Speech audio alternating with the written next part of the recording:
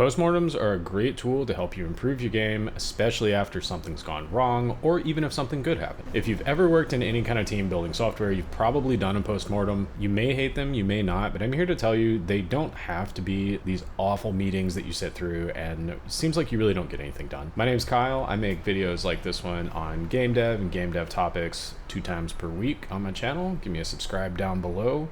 For this one, we're going to hop in and talk about how you can do a postmortem to help you improve your game. I always like to start with why when I talk about things. So like in my other videos, why would you want to do this? Why would you want to do a postmortem? The goal of these things is to help you learn from mistakes so that you don't repeat them. And that can be a really powerful thing to help you build momentum as you work on your game and as you work on more games. So it helps you become a better and better game developer over time because you're being retrospective about things that have happened before and learning from those things. This also isn't something you have to be in a team to do. You can do this as a solo dev, you can do this as a team, you can even do this as a very large number of people, but we're really not going to talk about that here because that's probably not what most of you are doing. Let's talk about 5 things that you can do a postmortem to help you be more effective with them and to help you get good outcomes out of them.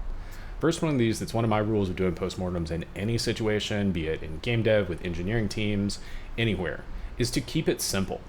There's a tendency sometimes to think you have to do something really complex to get value out of it. It's totally false. Simple things usually help you the most because they're the optimum use of your time. So when I say keep the postmortem simple, what I mean is don't put a lot of extra information into the postmortem. Don't focus on blaming people. Focus on looking at the problem objectively, saying what happened, and then moving on from that problem. The last thing I want to close with postmortems that I'm probably going to reiterate several times throughout this video is it's not about the document, it's about the conversation and what you learn. All right, so second thing of doing postmortems that's really important is to ask why. So you're going to document the problem, you're going to document the situation, be it good or bad, and ask why. Why was that good? Why did this happen? Why was that bad? And I'll give you some ways to frame that in a little bit. But asking why is the big purpose of the postmortem. You want to dig in and find that root cause of why this event happened the way it did and what you can learn from it and what you can take forward from it. Third rule of doing postmortems, remember to look at both positive and negative aspects. It's really tempting to only look at the negatives and never look at positive. I've not seen many people only look at positives. Usually people want to focus on those negative things and they really want to drill in on those, but it's really important to call out what you've done well because that helps you learn what you should continue doing instead of things that you should avoid doing or things that you should do differently. Number 4 rule for doing postmortems is to talk it over. One thing if you're a team is don't have one person just go off and write an entire postmortem document and then present it to everybody.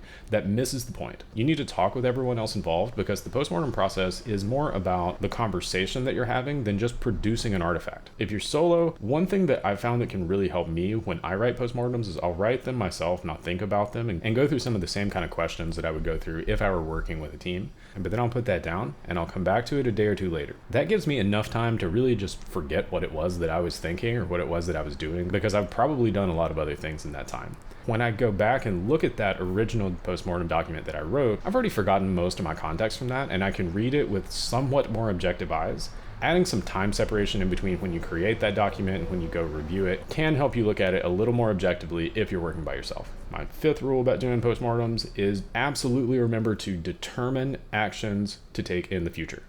If you don't determine any actions from the postmortem, it's been a waste of time to do it. The whole point is to figure out what you should continue doing or what you should change or what you should stop doing. If you haven't done any of that, you've wasted your time. You've just made another piece of digital trash, and you could have spent that time in almost any other way, and it would have been a better use of your time. So now that we covered those 5 rules of doing postmortems, I want to show you all a template that I use for postmortems. I'll go through it a little bit with you and talk about each section. It's really short, but I think it's really helpful. I like using it. I've got a lot of benefit out of it myself, so I think you'll like it too. This is my postmortem template. I've used it for a lot of different postmortems, both for my games as well as in the past for other projects.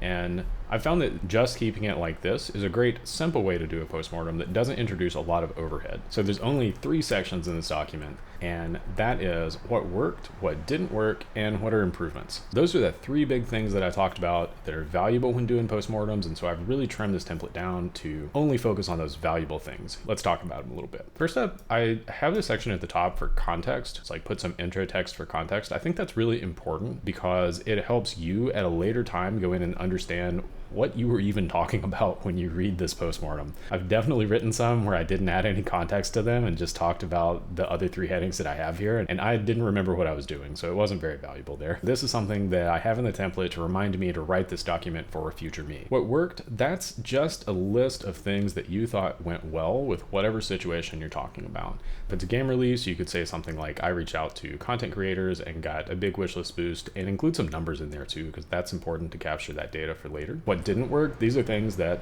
didn't work.